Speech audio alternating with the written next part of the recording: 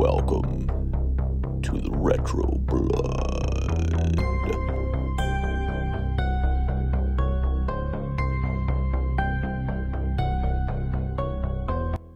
Welcome back, everybody, to the Retro Blood. As we celebrate this Christmas day, night, wherever you guys are listening to, here on the Retro Blood, celebrating the Christmas. All right, making it happen. Merry Christmas, everybody. All right, it's the Retro Blood special Christmas episode, and we are continuing 1980s Big Blockbuster month, talking some of the biggest blockbusters in the 1980s. And for our Christmas episode, we will finally put to rest the discussion of if this movie is the greatest Christmas movie of all time. We'll see. We'll see. Or is it even a Christmas movie? Or if it is even a Christmas movie at all. Yeah, that's the debate. Because if y'all like Bruce Willis walking around a mansion, what do you call it, a tower building owned by the Japanese in his bare feet, a skyscraper in his bare feet. If y'all like Hans Gruber shooting up people, Hans Gruber, let's say Hans Gruber. I've been drinking the eggnog too much, brother. All right, what do you expect? If y'all like action-packed explosions, if y'all like some cocky asshole who just wants some cocaine, if y'all like a cop who just wants to help out McClane during the whole time, and if y'all like Christmas holiday parties that apparently go really, really wrong, then this is a review for you, because the Retro Blood's talking all about possibly the greatest Christmas movie ever made. Die Hard. J.H. Alison, James Kline, what's happening, Alison? How's your Christmas holiday season going? How was your Christmas party that was overrun by German terrorists? How's all that going? How was your cocaine? Man, the cocaine's always great, right? You know that guy who's doing the cocaine? He reminded me of you. He's like, hey, what's up, brother? I'm in here. I'm fucking... No, I'm just kidding. That guy was cracking me up, though. I forgot about that character. That fucking guy was hilarious, man. Yeah, man. Holiday's going great. Christmas is fantastic. This is my favorite time of the year. There you go, man. I love it, and I love talking about these big blockbuster movies with you. Yeah. This has been such a fun fucking month. Love it. So this is an interesting one because, I mean, the debate about this movie is really funny. Whether it's a Christmas movie or not. Yeah. I think it is. What do you think? Right off the bat. I think it absolutely is. I mean, it's not your traditional Christmas where like Santa Claus is coming in there shooting up a bunch of people. True. All right. True. But it has the Christmas spirit and it has Christmas settings. And it's during Christmas time. Exactly. And it has a lot of Christmas songs in it. Mm-hmm. And if you really think about it, like, and I'm going to spoil the ending of this movie right now. Yeah.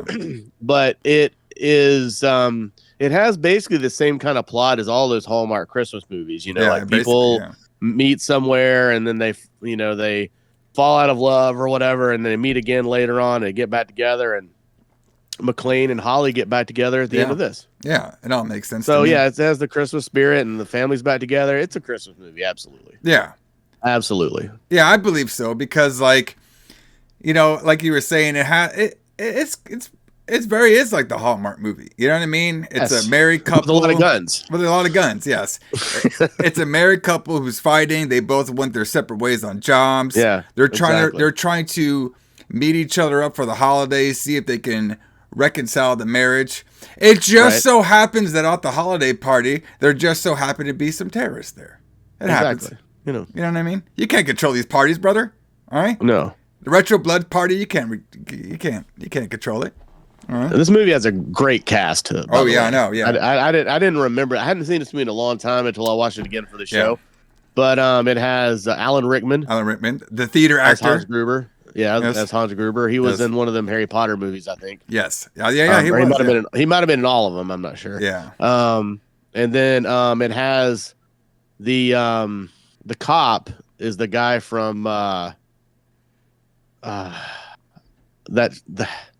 show with Urkel. Oh yeah. Yeah. I just know it as Steve Urkel. I just know it has Steve Urkel.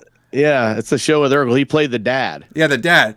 Yeah, that's right. Because, so I remember the Steve Urkel show, but I think that's when he was older. But I forgot like the actual name. Was it Family Matters? Family Matters. Family Matters. I knew it was Family something. That's true.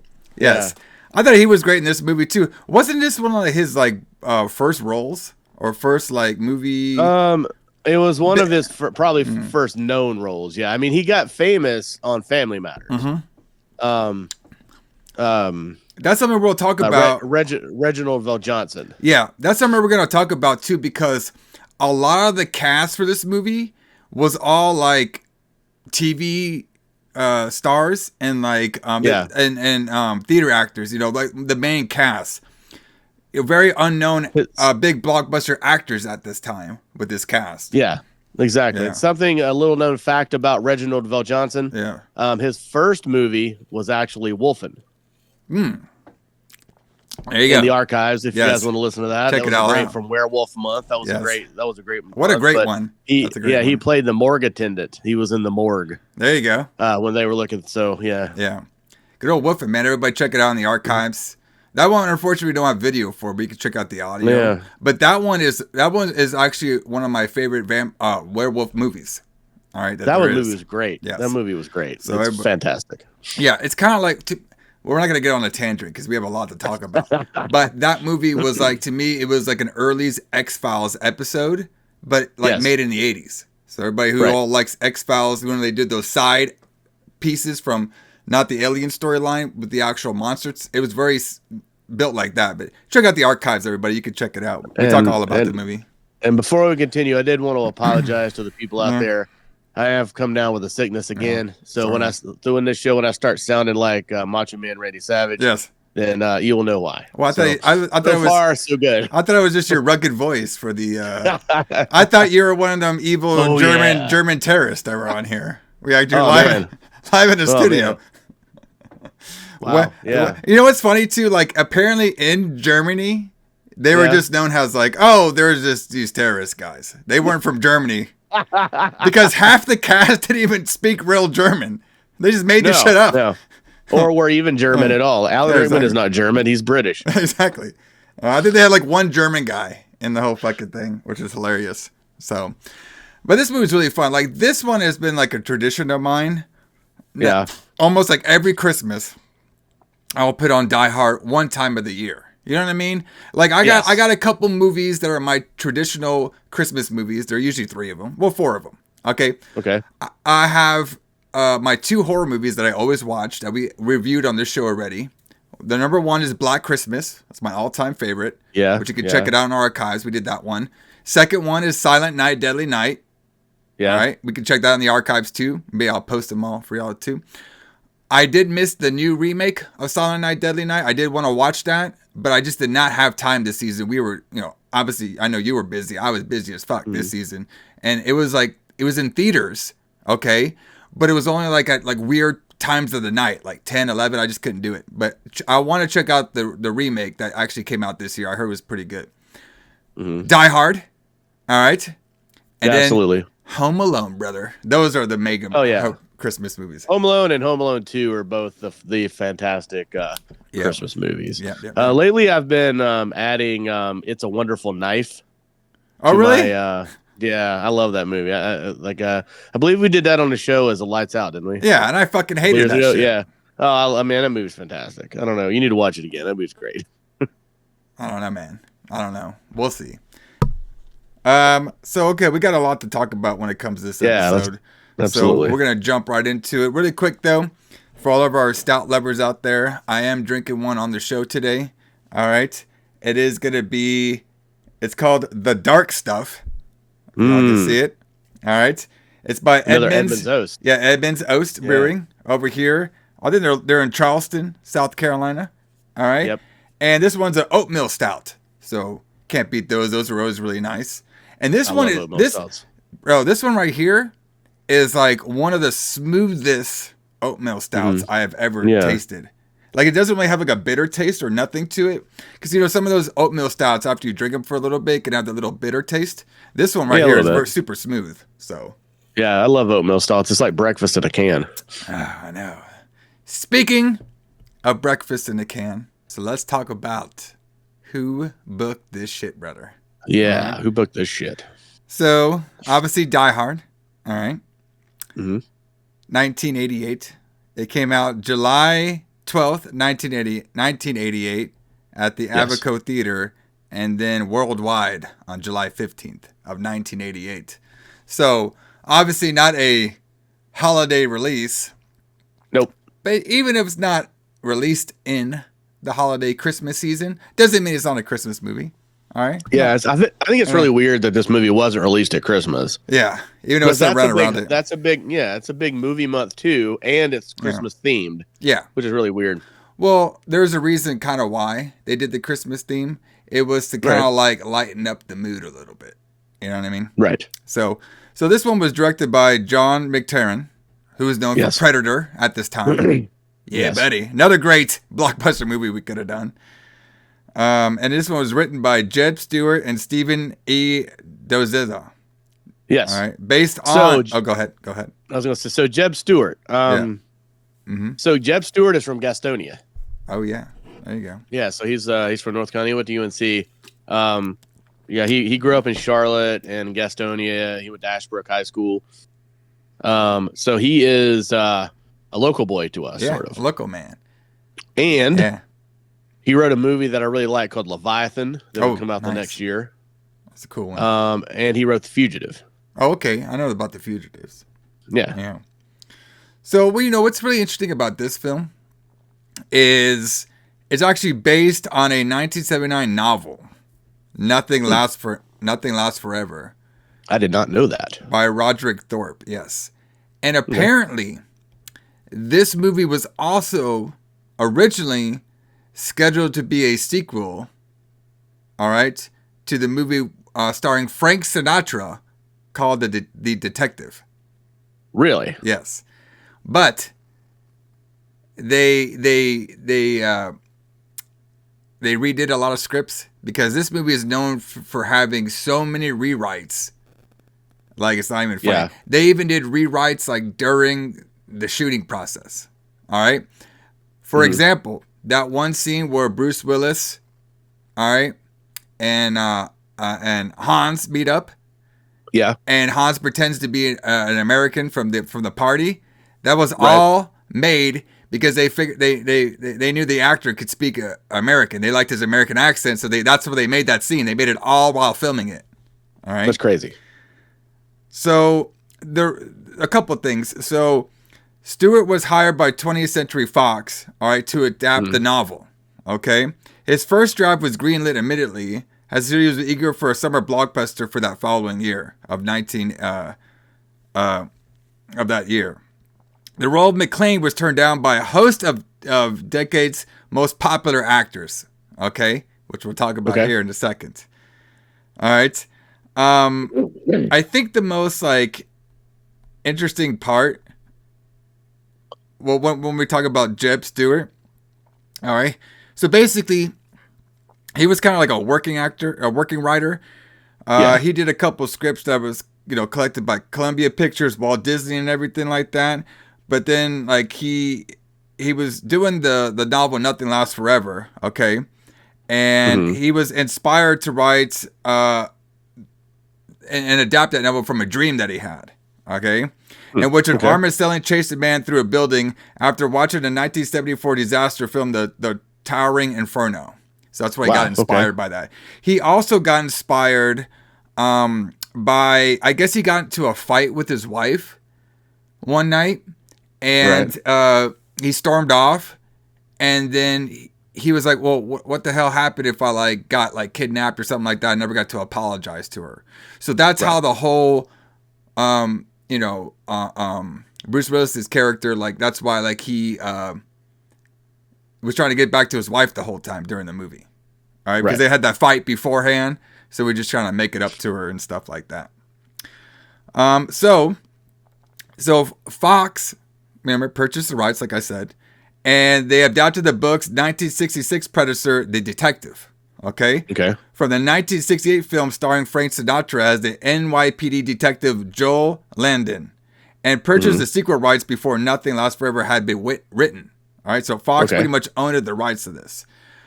But what they did was, when he came up with the script, they gave it to Frank Sinatra, and he was old as shit during this time. And he was just like, what I was thinking. He was like, that don't work for me, brother. And he turned it down. Yeah, I can't imagine Frank Sinatra doing this in 1988. No. You know what I mean? Like, I can't imagine that. So when it comes back to the casting, all right. So first, there's a couple things. So John McClane wasn't originally supposed to be John McClane. It was supposed to be John Ford. All right. But then there was somebody around Fox that was called John Ford, and they didn't want to like use his name and stuff like that. So that's why the writers came up with McClane, because they were going towards the Irish background. All right. Yes, that's what I was going to say. So they made him Irish. Yeah, pretty much. Yes. Even though there's Bruce Willis, I mean, I wouldn't say he's really Irish, but then again, he could be a New York Irish. You know could be. Yeah. All right. Could be on his mama's side. Yeah, there you go. All right. So, a couple things. The role of the starring actor, and this is very interesting at the time, was offered to various people. Obviously, one of the top choices was Sylvester Stallone, which we talked about last time with Rambo. Huge action hero. Remember, they want an action movie. Fox wants a blockbuster action movie for 1988. What better way to go to Sylvester Stallone? They went to Richard Gere, Clint Eastwood, imagine that one, Harrison Ford, which I could see him doing this role at the time. That would have been a pretty good pick. Burt Reynolds, Nick Nolte, Mel Gibson, all right, Richard D. Anderson, Paul Newman, James Cameron, Al Pacino, and of course, the muscle man himself, Arnold Schwarzenegger. All right. I just can't see anybody in this role except for Bruce Willis now. So, yes. And there's a reason because of that. So, what they were trying to do is get these big celebrity Hollywood action star guys to be in this movie. We're going to pump out another action movie. Glitz, glamour, shirts off, glistening muscles. They couldn't get anybody. So then Bruce Willis was approached. Okay. And, there was one thing I want to talk about because I thought it was funny. So it says on here, they even approached Arnold Schwarzenegger, who was offered the role, but he wanted to branch out into comedy and turned it down to star in Twins, which was another funny movie that came out in 1988. That is a funny movie, so I can see that. So they kind of approached Bruce Willis at this time because they liked his acting skills. But at this particular time in the 80s, Bruce Willis was known as a TV actor. TV guy. He was on Moonlighting. Yeah, Moonlighting. All right. So at first, he said he declined the role because of his contractual obligations with Moonlighting. But when Shepard became pregnant, the show's production stopped for 11 weeks, giving Willis enough time to take the role. All right. And apparently he did film this movie while doing certain scenes for Moonlighting as well, too. Like he would shoot that in the daytime and this at nighttime because most of his shots were at nighttime. All right. Yeah, Moonlighting would end in 1989. So he did one more season of Moonlighting and then it was over. So the reason they kind of picked Bruce Willis is because since they couldn't get these, and this is a genius move, in my opinion. It kind of like reshaped, without them knowing it at the time, it kind of reshaped action films. Because at this particular time, we had big, muscular, male-dominant action guys. You know what I mean? Right. Besides what we talked about when I did a Rambo episode, Rambo at that time, John Rambo, he was like kind of a normal army Green Beret guy. All right. But he was still like a no-nonsense badass. You know what I mean? Couldn't be stopped, nothing. So they're like, okay, we can't get any of these big guys, so let's just make it the everyday man. The everyday man. The cop. The local cop who is just brave enough to save people because that's his duty as a cop. You know what I mean? They want to make him relatable. All right? And at first, you don't like this. You like this, Alison. At first, everybody was all like, they showed the trailer. You get that fucking TV mark on here? Fuck, I'm not going to watch this shit. You know what I mean? No. Yeah. Yep. They didn't want a TV actor. Yeah. They wanted a film actor. They wanted a film actor, brother. They didn't want this pussy Bruce Willis guy on here. The comedy guy? Come on, man. Yeah. Who'd ever heard of that guy? Kind of like what they dealt with in Batman when they were trying to get Michael Keaton. Like, exactly. They didn't want to see a comedy actor. Yes. Same thing happened. Yes. All right. Of course, Batman, this one happened before Batman because Batman was 1989, True. But the same kind of effect was happening. It was so bad that in the movie posters, they took off Bruce Willis from all the movie posters before the movie came out. All right. I mean, that's crazy to think. As big a star as he is now, it's crazy to think that they wouldn't put Bruce Willis on the movie poster. Well, the thing is, at this time, though, Bruce Willis was not a established Hollywood star. He was not. He was a TV guy. You know what I mean? It's like, fuck, do we even have TV stars nowadays? Like, they're all the do we same even have shit. TV anymore? I can't even. The only guy I can think about is the sheriff from Stranger Things. Okay. Okay. Yeah, he's a TV guy. He's a TV guy, technically, in a big TV series. Okay. But he's done movies now. Like, he was in that Violent Night movie, which is actually a pretty good action Christmas movie. Okay. Yeah. But it's just, I feel like that dynamic right now is different. I feel like you could be both nowadays. I feel like it's even more like prestigious to be more in TV shows it is right now to be in movies. All right. Yeah. But I don't know. That's all like, it just depends what kind of Oscars you want to get and shit like that, I guess. All right. But that's why at this particular time, nobody knew Die Hard was going to be a success. This movie was very, very like it was kind of like untested waters, basically. Sure. For this particular film. A couple reasons were that too, because they would change up the script so much. All right. Right. And also too, I do like this one. Like, the building that they used for the Japanese corporation, the Nakatomi Corporation. The Nakatomi Tower. Yeah, Nakatomi. Yeah. It was actually just a Fox building. Of course. All right. They put their own movie in the fucking tower in the movie, brother. Because they already own that. They only own it. To rent a building. Yeah. So I thought that was fun. So now we go to Rickman. All right. He was already in his 40s. Right. All right. And that's when they offered him the character of Hans Gruber. All right. And they liked him because he was like doing these performances and like the plays and stuff he was doing. But they liked his audition. They liked his audition, the way he would speak and his monotones and everything.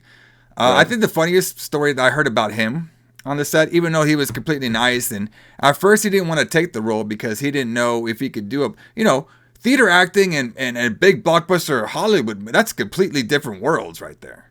You know what I mean? It is. So, like, hands up to the guy. Like, he transitioned I thought he did a fantastic job. Apparently he's a very nice guy too. But I did like it where they had to, every time he would shoot a gun, he would flinch. Because he never shot a gun before, nothing. So and they had to make him seem like a cold hard badass, a character kind of guy. So what they would do is they would cut, or they would do certain camera shots to make him look like he wouldn't flinch when he was shooting the gun. That is pretty hilarious. Yeah. So apparently the screenwriter Stephen E. Dozezos, I don't know if I said his name right, probably not. He rewrote Stewart's script because he had experience in blending action and comedy. So he's the guy that kind of added on the comedy stuff on there. With some of the Bruce Willis's wines, the limo driver, guys like that. So he's kind of the blame for that. He approached the story as if Gruber were the protagonist. He said if Gruber had not planned the robbery and put it together, McClane would have just gone to the party and reconciled with his wife. You should sometimes think about looking at your movie through the point of the villain who is really driving the narrative. All right? Right. He also used blueprints of Fox Plaza to help him lay out the story and character locations within the building. Okay? And of course, like I was saying before, the script kept having changes and changes while they would film. Sometimes they would film, they would just give them people some lines right when they would go on. And that kind of helped the movie be a little bit more spontaneous, all right, than before. Mm-hmm. Let's see. So they wanted, like I said before, they wanted to build a scene between McClane and Gruber, all right, before the final scene of them two together. But he couldn't think of any kind of scenario that would happen. And until he heard Rickman doing an American accent, and that's when he came up with he'll just pretend to be one of the hostages. Yeah. So I thought that was always fun. So in Stewart's original script, Die Hard actually took place during 3 days. All right.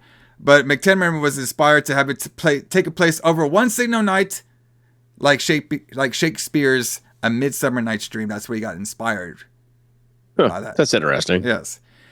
He said he did not want to use terrorists as the villains. That's what he said. Okay. As he considered them to be too mean.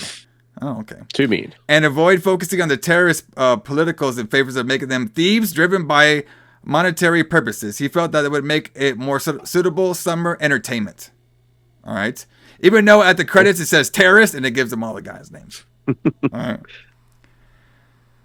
So they said McClane's character was not fully realized until almost halfway through production.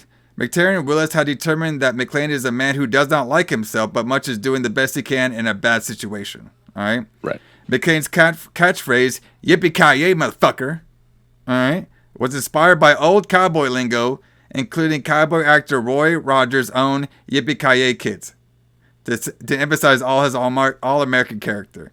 There's a debate over whether to use "Yippee-ki-yay, motherfucker" or "Yippee-ki-yay, motherfucker." All right. So, what? Yippee. Okay. It's "Yippee-ki-yay, motherfucker" or "Yippee-ti-yay." My bad. Oh, I see. Yeah. Okay. So that makes sense then. I did not know that. So he mentions how he prefers Roy Rogers in the movie. Yeah. So that's where the yippee-ki-yay motherfucker came from, which is one of the greatest catchphrases of all time. Yeah. Oh yeah. In this movie, there's a lot of catchphrases in this movie, but that one they really liked because that came like the slogan of the fucking film. So the principal photography began in November 1987 and concluded by early March 1988 with approximately 25 to 35 million budget. By the way, Bruce Willis asked for $5 million to make this film, and they granted him $5 million to make the film. I was like, oh shit, brother, you're a TV guy and asking for that much money, and he got it. Of course, obviously he more than made up for his share. All right. Yes. Speaking of Bruce Willis, I'm a later watcher of movies than the 80s sometimes. Sure. And I know Bruce Willis mainly from Event Horizon. That was a great movie he did. No. Bruce Willis is in Event Horizon? No. Sorry. It was, what was that movie he was in? What's that movie he was in that's like, it's 5 something? Fifth Element. That's what it was. Fifth Element. Wow, that's completely different than damn. Event Horizon. Let me start over. I know Bruce Willis from the movie Fifth Element. Fifth Element, yes. Yes. Great movie. So, obviously after this movie, Bruce Willis got a little bit more action roles. Okay. All right. Let's see. Willis's first day on set was on November 2nd, 1987. He came straight from filming Moonlight to shoot one of his most pivotal scenes. This is a good story. Where McClane leaps from a rooftop as it explodes behind him. That was his first scene. He shot that the first day. The first day. All right. The part where he puts the fire hose around and jumps off and then goes into the fucking window and everything blows up and shit. He said, okay, so he leaps from the roof. He said, Willis said, McClane leaps from a rooftop and explodes behind him, saved only by the length of the fire hose. Willis found acting in Die Hard difficult because it's different from previous experience in that he was often alone, not having any personal encounters with others. Also, too, he did his own stunts, okay? Yeah. And he almost, really hurt himself in that scene, okay? He got very lucky from not hurting himself, all right? He said he didn't spend too much time with the rest of the cast between takes, all right? And opted to spend time with his new partner, Demi Moore. I don't blame him. Yeah. All right? Mm-hmm. And I don't blame him either. In contrast to their on-screen dynamics, Belinda and Vel Johnson spent most of their time between scenes with Rickman, all right? When asked to throw Holly to the floor, Rickman refused because he believed it was not a fitting action for the civilized Gruber and that Holly, a self-possessed career woman, would not have let him. All right. Also, too, one cool thing about the Bruce Willis too, he didn't actually go barefoot. All right, during the whole thing, they actually made him a special prosthetic foot to wear during all the scenes, which is pretty interesting. Yeah, it's pretty interesting for that time. And obviously, you know, during this time, they use a little special effects, but it's very little because this is the 80s. So most of all the stunts that you see is all Bruce Willis, besides a couple of them. Right? Yeah. So the film's ending had not been finalized when the film began. In the finished film, Theo retrieves an ambulance from the truck. The terrorists arrived and to use an escape vehicle. But as this was a late addition, the truck the terrorists had also been filming arriving and was too small to hold an ambulance.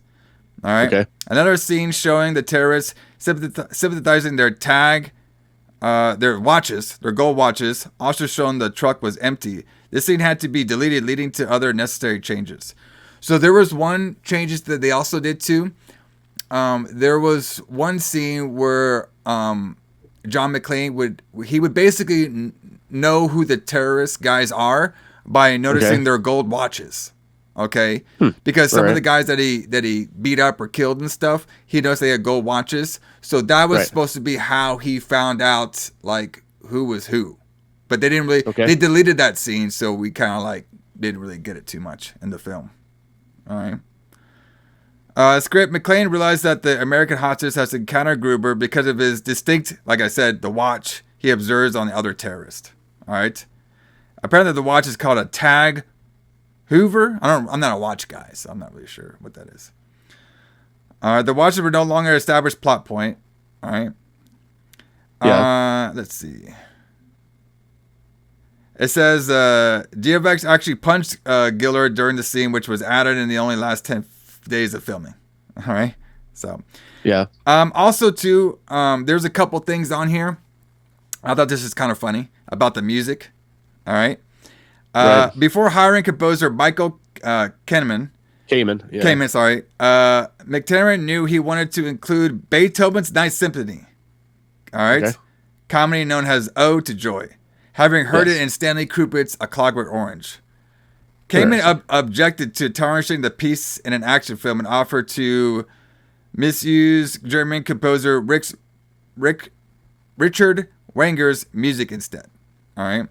Once McTiernan explained how the Ninth Symphony had been used in A Clockwork Orange to highlight the ultra-violence, Kamen had a better understanding of McTiernan's intention. In exchange, all right, Kamen insisted they also licensed the use of Singing in the Rain, all right, also used in A Clockwork Orange, and Winter Wonderland. There you go, brother. Okay. All right. So he mixed the melodies of Ode to Joy, Winter Wonderland, and Singing in the Rain into his score, mainly to underscore the villains. All right? Okay. The samples of Ode to Joy are played slightly lower keys to sound more menacing. All right? The reverence build to a performance of the symphony when Gruber finally accesses the Nakatomi Vault. The score often references Let It Snow, Let It Snow, Let It Snow, which is the ending song. Yeah. All right. So basically, they were trying to have the music kind of fit the mood of the villains and fit the mood of the Christmas party, basically. All right. Yeah. And at first they're like, well, we can't use classical music to show violence. Little did they know, brother, the Clockwork Orange did it. So now that's like an action violence like trope now is to play classical music during your violent scenes. Yeah. Another film that also did that very well was American Psycho, by the way. Yes. All right. So there's a lot to talk about this movie. We're not going to get into everything because, my God, you would imagine everything is fucking, written about this fucking film. Quick, obviously this movie has sequels, which I have never seen any of them ever at all. I've only seen this movie. All right. And so it's crazy that it even has these sequels. All right. I know Die Hard 2 was made in the 90s and stuff, but there's also like a couple more that have Live Free or Die Harder. You know what I mean? Right. So, have you ever seen any of the sequels at all? I've seen all of them. Oh, okay, shit. Are they pretty good or good or bad, different or what? No, I don't think any of them are as good as this one. I don't think any of them are as good as this one, but they're all decently good. Yeah. I'm trying to think. Die Hard with a Vengeance is decent. Live Free or Die Hard is good until about halfway through. Yeah. That's the one that has where he's like chasing he's in a car basically, and he's having to go from place to place in New York City. Yeah, that was really good. I don't really remember the last one, so I guess I didn't love it. Yeah, but yeah, one. The first two I think are pretty good. Yeah, I gotta watch the second one. I've never seen that one, but maybe we'll talk about it sometime. A couple things before we get on to the review. Apparently to Bruce Willis, this is one of his favorite roles, or probably his favorite role. Yeah, John McClane. All right, so while making the film, cinematographer John D. Dott got trapped in an elevator. This later gave him the inspiration for the opening scene of Speed, 1994, which he directed. Yeah, I was going to mention that because Die Hard, excuse me, my voice is going out. Die Hard created a genre of movies like that didn't exist before. The whole underdog trapped in a thing that he can't get out of, and people are trying to kill him. Like Steven Seagal was in a movie that they called Die Hard on a Boat. Yeah.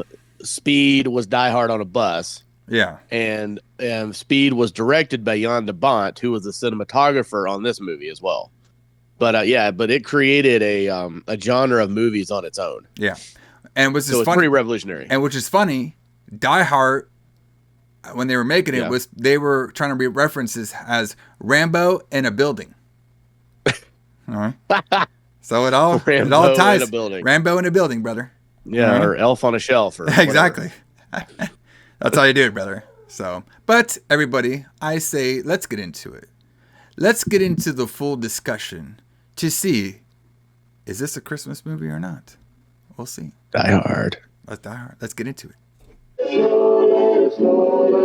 It's Christmas Eve in L.A. California. Is Daddy coming home soon? Well, we'll see what Santa and Mommy can do, okay? A New York cop, John McClane, has come to see his wife. Instead, he's going to have to save her. Sit down. Within this skyscraper high above the city, 12 terrorists have declared war. They're about to be taught a lesson in the real use of power. They're as brilliant because I am interested in the $640 million in your vault. As they are ruthless. But I'm telling you, you're just going to have to kill me. Okay. We'll do it the hard way. Now, the last thing McClane wants is to be a hero. Where's Holly? Where? But he doesn't have a choice. What does he think he's doing? Job. They have already killed one hostage. This channel is reserved for emergency calls only.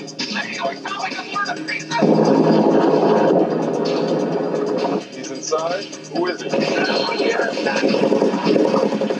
Who are you then? You are most troublesome for a security guard. Sorry, wrong guess, huh? Would you like to go for double jeopardy? You really think you have a chance against us, Mr. Cowboy? Yippee-ki-yay, You just destroyed a building. I am in charge of this situation. I got some bad news for you. Come up here and look like you're in charge of Jack. He is alone, he is tired, and he has to see his dipping swat from anybody down here. Hey, pal, how you feeling? All things being equal, I'd rather be in Philadelphia.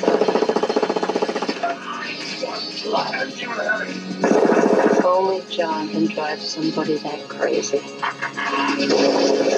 He's an easy guy to like. Come on to the coast, we get together, have a few laughs. And a hard man to kill. Bruce Willis. Die Hard. Got invited to the Christmas party by mistake. Who knew?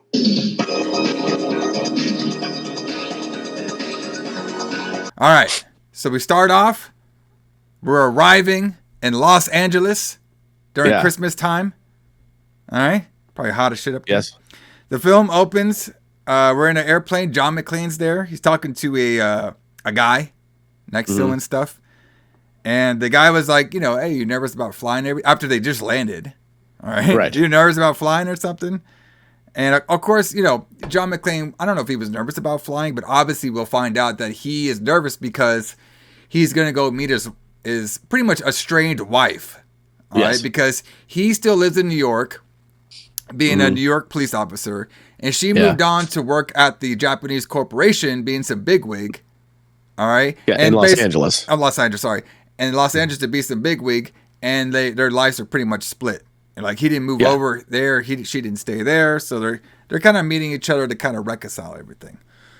All right, so one of the most pivot lines that the Passenger guy uses is he says, when you get where you're going, take off your shoes and socks and make fists with your toes. Yes. Which is supposed to foreshadow later of our boy Bruce Willis getting his feet all fucked up. All right. Yes. So obviously the odd bit of wisdom was later on. So McClane arrives in LA for Christmas. All right. I like when he passes the couple and he's like, "Oh, Los Angeles." So a lot of lines that Bruce Willis does in this movie is to make him seem like the normal guy, normal New York cop guy. All right. Right. Which is a lot different than like the one-liners. Well, the action one-liners that we've been fed to before and later, during this time, action films. Okay. Right. So his wife is Holly Gennard. Okay. She's not taking the last name. She works at the, how do you say it? I can never say it. Nakatomi Towers. Nakatomi Towers, brother. Say that 10 times fast on oatmeal stout. All right. You can't. You can't. Uh-huh. So already the tension is career. There's a career versus marriage, like we said. It's East Coast versus West Coast. Okay, we got it. So John is now picked up by Argyle, his limo driver. All right, and he never drove a limo before. John's never been in a limo before, but they're driving this limo together. All right. So they're going to back and forth in there, and eventually Argyle gets the story out of John why he's here about his ex-wife, and of course Argyle is like, "What? She did this to you?" He was basically made there for the comedy purpose of the film. All right. Right. So he gets dropped off at the plaza. Then they're inside. The Christmas party is going on. Okay, we got suits, we got champagne, we got smiles. It's basically your corporate Christmas party. All right, everybody's there. Of course, John sticks out like a sore thumb. You know what I mean? Because he's a gritty New York cop brother. All right. Now he looks at the name, like to try to put his wife's name in there, and he can't find it. But now he sees that the wife is going under her maiden name. So that just brings more tension between their marriage because he's not using his last name. Okay. And basically, he goes to the Christmas party. He meets up with his wife. He sees his wife there. After getting introduced to some of the main, the corporate head guy, meet to him. He's also gotten to meet the cocaine. I call him the cocaine guy. Right. You know what I mean? I mean, was he really called anything else? No, that's the appropriate name for him. Because the first time we see him, he's like fucking doing cocaine in the fucking place. I thought that shit was hilarious. Let's see. Harry Ellis. That's the guy's name. All right. Mm-hmm. So Harry, the cocaine guy. All right. So they're meeting up and everything. The president was showing John around and everything. And that's when him and Holly lock eyes. Then they lock eyes. They start talking a little bit. And she's doesn't know. She didn't know. She basically didn't know John was going to show up to this party.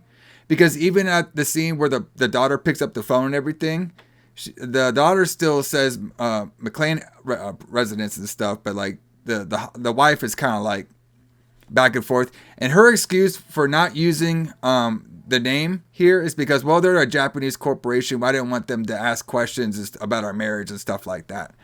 Yeah, so right. They basically have a fight about that. All right, and then they kind of leave. You know what I mean? They kind of storm out a little bit after like. Yeah, I thought that scene was really sad where he's trying to look up her name and he can't find her under McClane, and then he tries Gennaro and then she finds her. Like, oh, that was kind of heartbreaking. All right, so then now we have, during all the action over here, we have some of the Hans Gruber men come into the building and shoot down the security guard and start taking over. All right, so we kind of start off pretty quick. It's pretty quick when all the terrorists come in there and start taking over, okay? And then, of course, this is when we meet Hans Gruber, all right? He has all of his associates, all right? He has Carl, all right? Gruber's second command, all right? Sure. He had Theo, the tech. All right. And they're basically right now is they're kind of like setting up spots everywhere. But eventually Hans like he breaks in and he comes to the party, shoots up a little bit. All right. And he's like, I want to find the president. Where's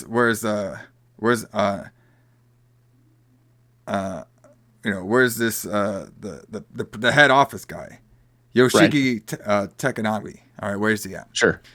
And this is also too like, it's kind of a cool cutscene because he's taking over trying to get the head of the corporation while John is kind of like sneaking through different places, and he sees. Like since he heard the shots randomly in his in his room, he's the only one that had like his police gun still on him. Right. All right. And this is also during the scene where he's in a tank top and he was actually putting his feet crunched up on the carpet. All right. But he was reacting so much that he didn't have enough time to put on his shoes. So that's why he didn't have any shoes throughout the whole movie. Right. All right. Which makes it more exciting because he might cut his feet. Exactly. Well, later on, I guess. No, later on, yes. It kind of just makes him like more vulnerable, I guess. That's what they're trying to do. Like, exactly. You know what I mean? Exactly. All right. So now they get the president. They ask him and stuff. Like they're basically, he brings them up to the vault. All right. And he's basically asking for $640 million. All right. And untransferable bearer bonds in the building's vault. Okay. And he gives the executive guy like the chances to say what the code is, and he's like, I don't know the code. They don't give me that information at all, and he basically kills him right on the spot. All right, and now like when they did that, now they're gonna go in and try to break the code through Theo's technology, 1988 technology at that time. Okay. All right, so, and we also find out too, like, so apparently there was a couple things. So apparently McGruber, like, apparently his plan was to get this money out of the vault, all right, and use it to release these like radical political prisoners, all right. So he was like, it kind of, what do you think his plan was really? So, okay, so on my rewatch, I never noticed this before, but on my rewatch, my understanding from what he was saying was that he was just using that as a front. Yeah, front, yeah. Like he was using that as a reason, like, so that's what he told them he was going to do with the money, but he was really just stealing the money to profit from it. Yeah. Because isn't there a part in the movie where he says, when the part where he names all of those terrorists that he wants freed? Yeah. After he gets off the phone, he says, I read about them in a magazine. Yeah, magazine, like that. Yeah, so it makes it sound like he's not really a freedom fighter or a revolutionary. Yeah. He's just trying to steal the money. Yeah. Yeah, well, like, yeah. And like his plan was just kind of like strange in a way. Like it didn't seem like he had like a lot of backup plan. Like it actually looked like he might, like, if he died there, basically. To get his point across. I mean, this plan would have worked if it had not been for John McClane. Yeah. So now the terrorists are actually alerted by John McClane because Kyle's brother Tony is sent after him. All right, and McClane kills Tony, and that's when he takes his machine gun and radio, and we see that really cool scene of him in the elevator saying, "I have your machine gun now, ho ho ho." Christmas movie, brother. That was great. All right, that was a great scene. The way Alan Rickman says that, he's like, you have a machine gun now, ho ho ho. It's fantastic. It is. All right. So now, so another one of my favorite parts of this movie is when John McClane goes to the top of the skyscraper, or like not the top, the tippy top like he would be later on, but like one of the tops to kind of get a good radio signal, and he's trying to radio signal the Los Angeles Police Department, saying like, "Hey, we got some crazy people in here," blah blah blah, and the police department was all like, "Hey, you can only use this line if there's an emergency." He's like, "What do you fucking think I'm doing? Ordering pizza?" That was great. That was a great line. I love that line. Uh-huh. All right, so then they send. This is when we meet Sergeant Al Powell, who is getting food for his wife, the fucking bonbon packs, which is another great scene. They have them. They have him go check out the tower. Okay. McClane now is out killing some more terrorists and stuff, and he actually recovers the bag of the C4 and the detonators. All right, that MacGruber is going to be wanting them detonators throughout the whole movie. All right. So now they're realizing the Powell's about to leave, having found nothing. McClane drops the terrorist corpse onto. Okay, so basically, Al looks around, doesn't see anything out of the ordinary, and we have this scene where like John didn't know what to do, so he just threw the dead terrorist body out of the fucking building and landed on this car. And then when they land on this car, Al just drives back like, what the fuck? And the people are shooting at him and everything. All right, and then he eventually gets out of his car. Al does. It's like, we got a serious problem over here. Brings some backup and everything. All right. So this is when the SWAT team, okay, attempts to come and storm the building. All right, but then they are counterattacked by the terrorists because these terrorists, like they have machine guns that are very well trained. Okay, and this is when McClane actually throws the C4 down an elevator shaft, causing the explosion that kills some of the terrorists and ends the counter strike. So basically, we have McClane after the SWAT teams come in, they're kind of failing. They were going to send some more SWAT team in, but he wanted to throw down the explosions to kind of like get both sides to back off of each other. Dwayne T. Robinson, all right, he is the LPD deputy chief, who is the one who called on the SWAT team to go in there, and he thinks that John is in on it. All right. Yes. So because of he thinks John in on it, and then Al's like, I'm not really sure about this. That's when Al and now John are developing a relationship over the walkie-talkie. All right. Mm-hmm. So now we have Holly's coworker, Harry Alice, Cocaine Harry, is back. He attempts to negotiate on Goober's behalf, but he's basically trying to negotiate. He's trying to give Goober some insights of who this mystery guy is, okay, by pretending that he is John McClane's best friend. Yes. Okay. So that's when he gives up the name John McClane. Okay. Mm-hmm. And his reward was, he's like, what do you want for reward? He's like, well, I'll take a Coke. And they actually give him a Coca-Cola, not the real Coke that he wanted, which I thought was funny. All right. That's hilarious. And they're going back and forth on the radio, and John's like, what the fuck are you doing, basically? He's all like, don't do this. Like, why are you trying to talk to and negotiate with these people? That's not right. And the guy's like, hey, man, just tell us, who you are and why you're doing this stuff. And eventually it goes bad because Gruber just kills Harry. All right. And that's when we kind of have a scene where John's like really distraught because because he's a cop. We have the SWAT out there. And one of the big things you want to do is you don't want to have more of your hostages dying.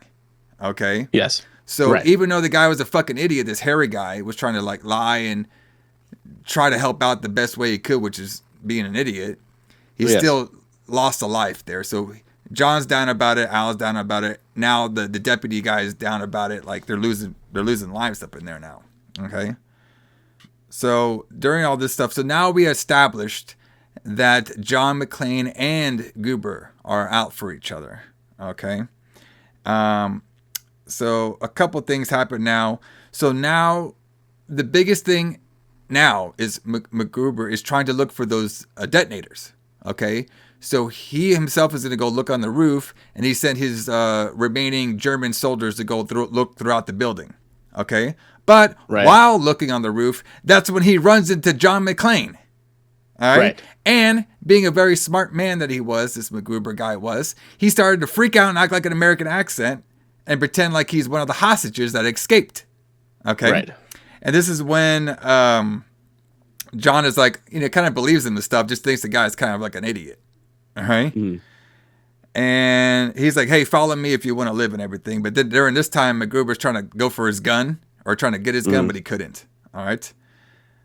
All right. So they're checking for the explosives. Okay. And so McClane actually gives Gruber a gun. All right. To kind of like help him protect himself when they're going throughout the staircase and everything. But then during this time, Gruber attempts to shoot McClane, but finds the weapon is unloaded. Okay. Mm. So basically, he gave him the gun. So basically what was happening was John basically, I guess he figured it out. Like, this guy is not who he seems to be. Okay. It was supposed to kind of be from the watch, but I think they did it from like just some of the guy's actions. But it was originally supposed to be because of the watch he was wearing. That's what he was going to figure out. Like, oh, this guy's part of their group because of his watch. All right. Right. So that's when he tricks him and everything. Okay. And before John was going to get him, more of the terrorist guys come in and they start shooting up, but McClane escapes. And this is when MacGruber's like, hey, shoot the glass. All right, so they shoot the glass, and that basically is going to injure McClane's foot and have blood, and they can trace him with his bloody feet around the place now. Okay? Yes. So outside, all right, since the deputy fucked up, all right, the SWAT's not going in there. They can't get anybody in there. They also blew up some tank, by the way, that tried to come in. They blew up a tank with a fucking rocket launcher too. All right. So everything they're trying to do is just not working. The FBI shows up. All right. We have Johnson & Johnson, not related. That was fantastic. That was great. I love the Johnson & Johnson. And then what their big idea is, because according to Al, they have the terrorist handbook ready on them. All right. Is they're going to turn off the power. All right. For half the city to scare him out. But MacGruber wanted this to happen because part of his plan was to turn off the power so he can get inside the safe. That was one of the last steps to do. Okay. Yeah. So it was all part of his plan. Yes. So the FBI, Johnson & Johnson, not related, agrees to Gruber's demand for a helicopter, intending to send a helicopter gunships to eliminate the group. Okay.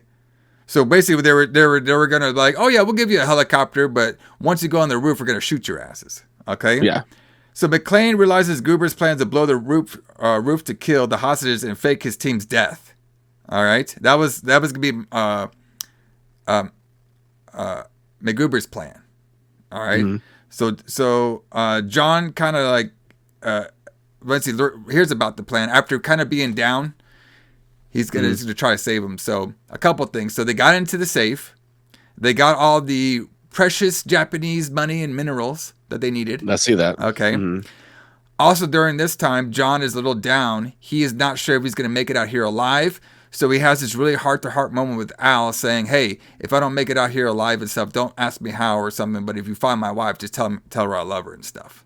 So that's why it kind of builds the bond between John and Al on there. Okay.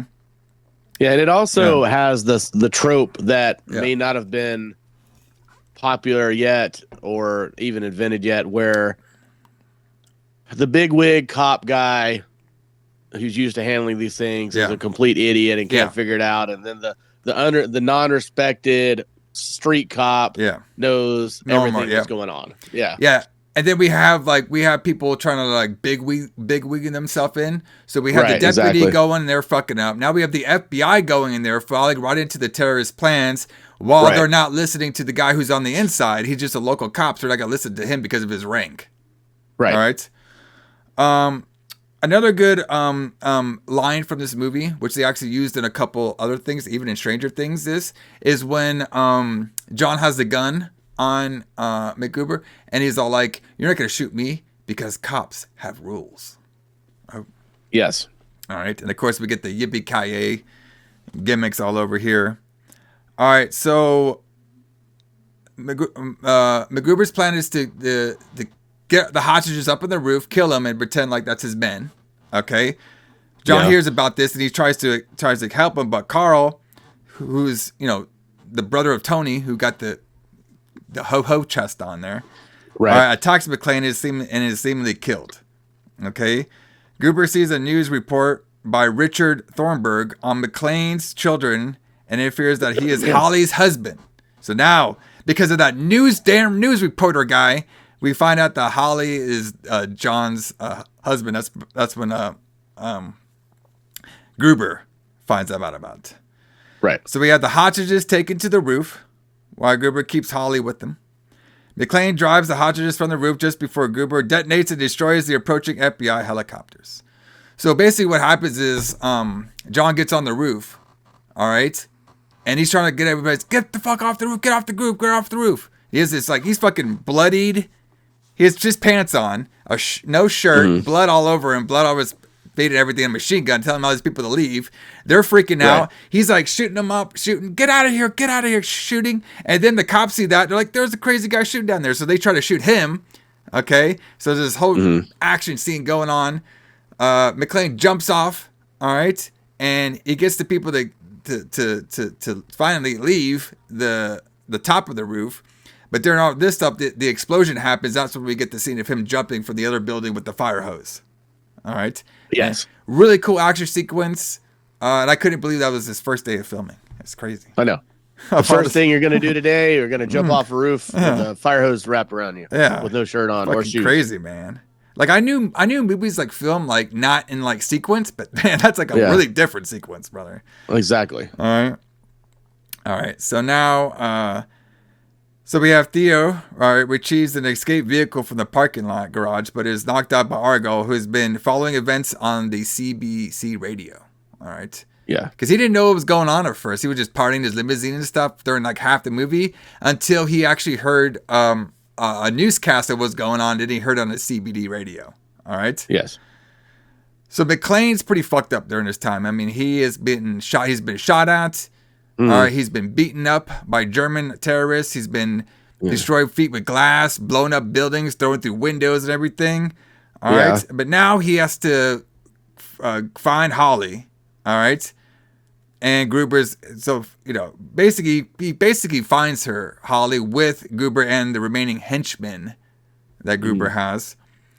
So McClane basically surrenders to Gruber. Okay.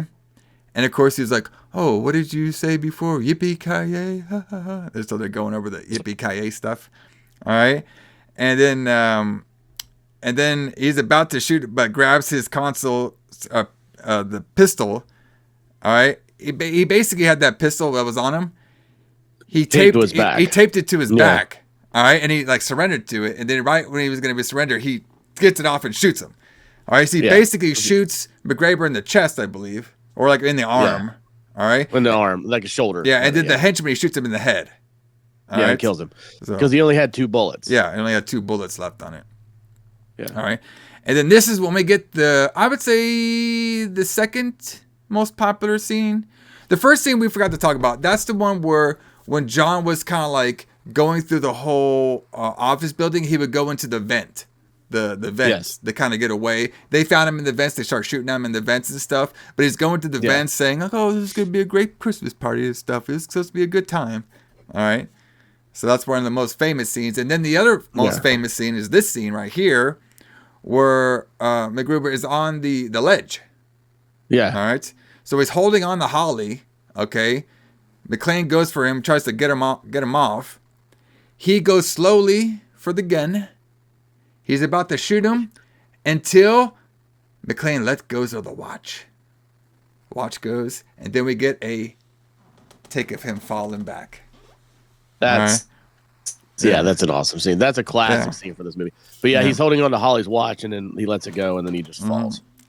McClane lets the watch go. What about the scene was, you know, with what's his name, Richard?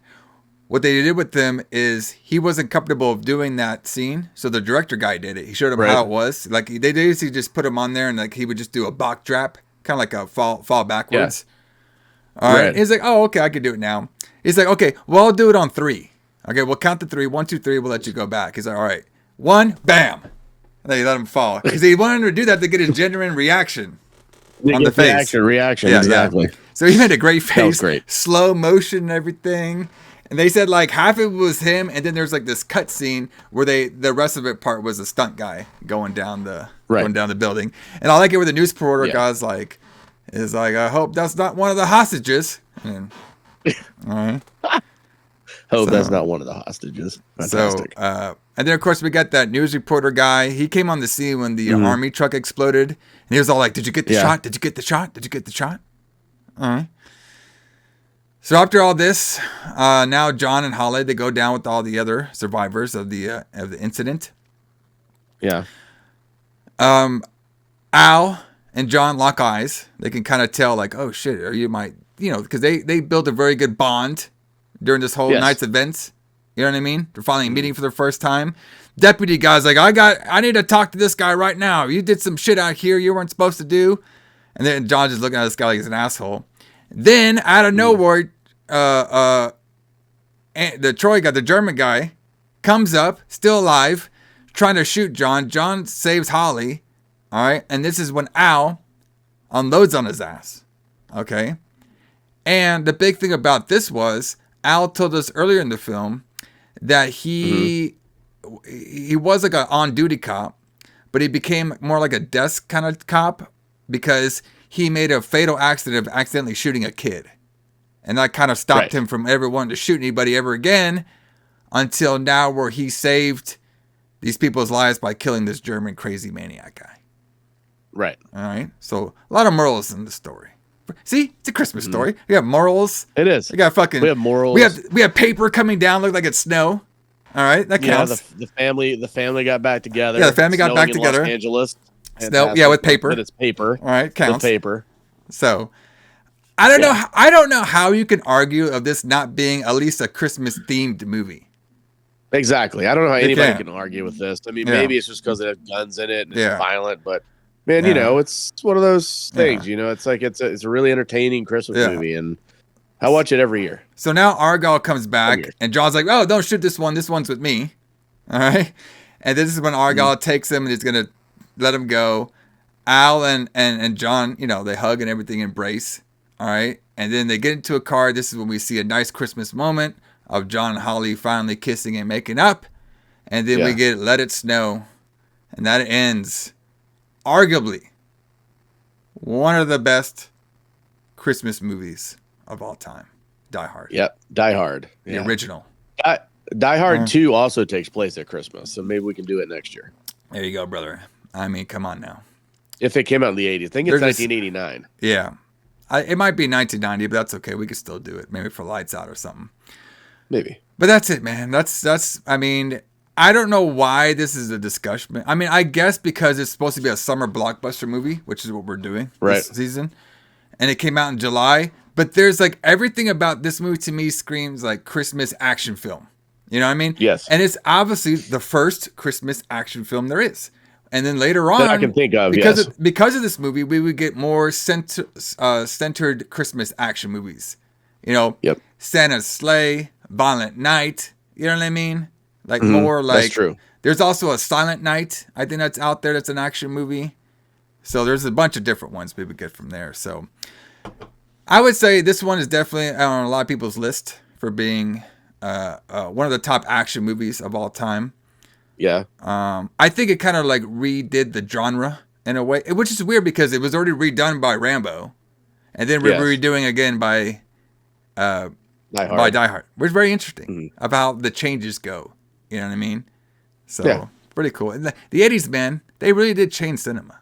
You know what I mean? They really did. I mean, the 80s changed movies forever. Yeah, and some would argue, well, I would say the 90s was truly the last great decade of cinema, but the 80s and the 90s was kind of the end of like really great films, I think, in a lot of ways. Yeah. So I hope you all enjoyed celebrating your Christmas day, morning, night with the Retro Blood. Maybe while you're making the turkey, opening up presents, drinking beer, going to the bar, doing whatever you do on Christmas, drinking some coffee is getting lucky. Maybe Santa give you some good gifts. You know what I'm talking about, brother. Maybe. I'm glad you all could celebrate with the Retro Blood. We all appreciate you guys. Thank you for joining us for this whole year, brother. Okay. Yeah, it's been great. Crazy. And next year's going to be great too. It's going to be a great one. 2026 is going to be a good year for us. We keep killing it, man. But we are coming back with one more review, which I'll probably drop on New Year's Eve. You know what I mean? Sure. Because it gives us more time to film it.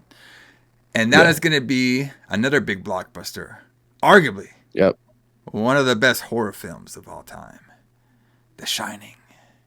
Oh, this is going to be a good one. It's going to be a good one, bro. Can't wait.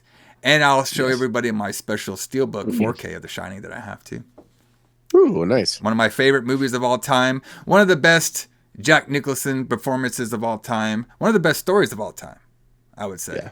Very, very good. I can't wait to talk about it. That will end our year for the Retro Blood. All right. But Alison, how about this? Why don't, for all of our podcast listeners, why don't we play the ending track to Die Hard? Let's play Let It Snow. Let's snow. Yes, Let It Snow. Let's do it. That's perfect. We're snowing here. Perfect. We're snowing out here, brother. We watched fucking action movies. You know what I mean? We watched fucking Bruce Willis going through all these people with bloody feet. We watched Al have a redemption story. We watched this Argyle driver guy trying to hang out with the teddy bear. We watched Holly come back with her husband. We watched Cocaine Harry get cocained and shoot in the head. What a Christmas, I was about to say, Cocaine Harry was definitely snowing. I know. The whole movie. Feeling it, brother. Yeah. All right, we had Hans Gruber doing his best American accent. Should have been in the TVs. All right. Mm-hmm. So, yeah, good times, man. Good times. All right. But everybody, this is a good one. Allison, everybody out there, Merry Christmas. Merry Christmas, and guys. We will see you here. And thanks for being with us. We will see you here for New Year's Eve. Yes. Everybody, J.H. Alison, James Kline. We'll see y'all later. See you guys.